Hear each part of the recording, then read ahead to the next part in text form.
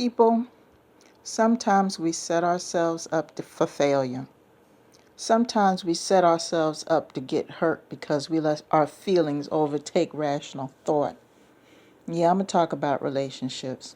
Now, this could be family, it could be business, it could be romantic.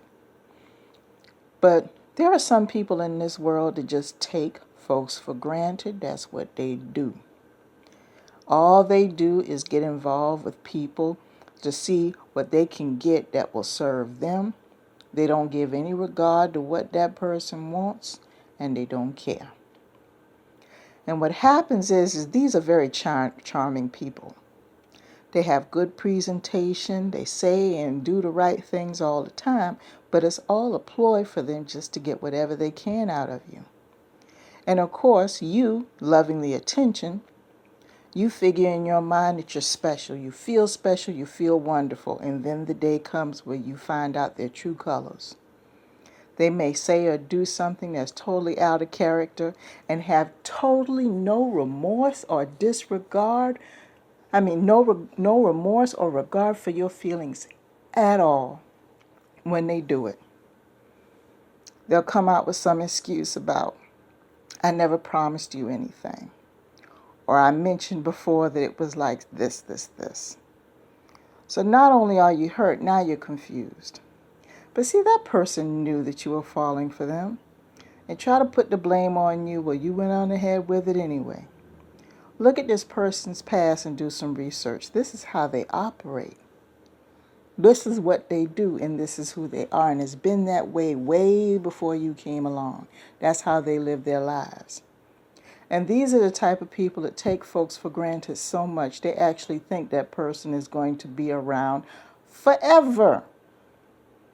I know it sounds silly, but they think that person's going to be around forever. No matter what they do, no matter what they say, they think that person's going to be around forever. And they'll turn around and say that they love you, but they don't love you. They just love having access to you. See, you're just a piece of the puzzle. You're a fill-in. We all been in the position where we've been the fill-in when we thought we were the one. And it's a hurtful feeling when we find out that we're not. But we move on and we get over it. As a matter of fact, we come out better than we did before once we've woken up out of that slumber. But that other person, they're the one with the problem. Because they actually think just because they've been in your life that they're entitled to have access to you all the time. And if you don't give them the attention that they deserve, all of a sudden you're the bad guy. Why are you doing this to me?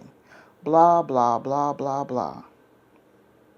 But there are some people in this world, I just want to let you know that's how they are. They have no intention of being committed or spending any real life with you. It's all fun and games. That's the way it's been all their life. That's the way it's going to be, and that's the way it's going to continue to be. So get the notion out of your head that it's going to be a white picket fence and steak on the table every day and home before dark. It's not going to be like that. It's not going to be a quiet life for these people. Now, if you're one of these people that's happy-go-lucky and everything else, that's fine. If you're happy, be happy. But just don't hurt other people in the process. Stick with your own.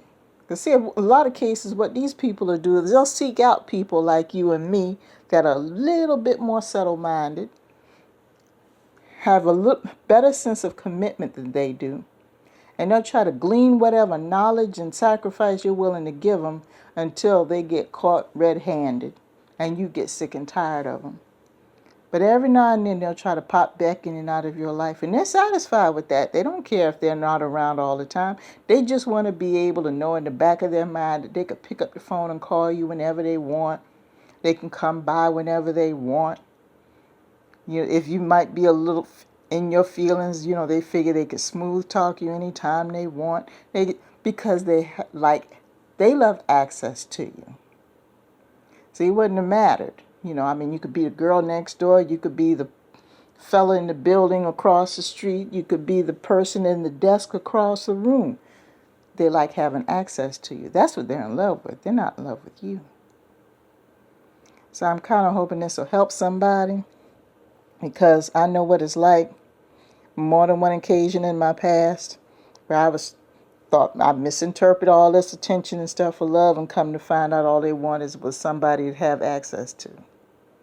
It was a ploy.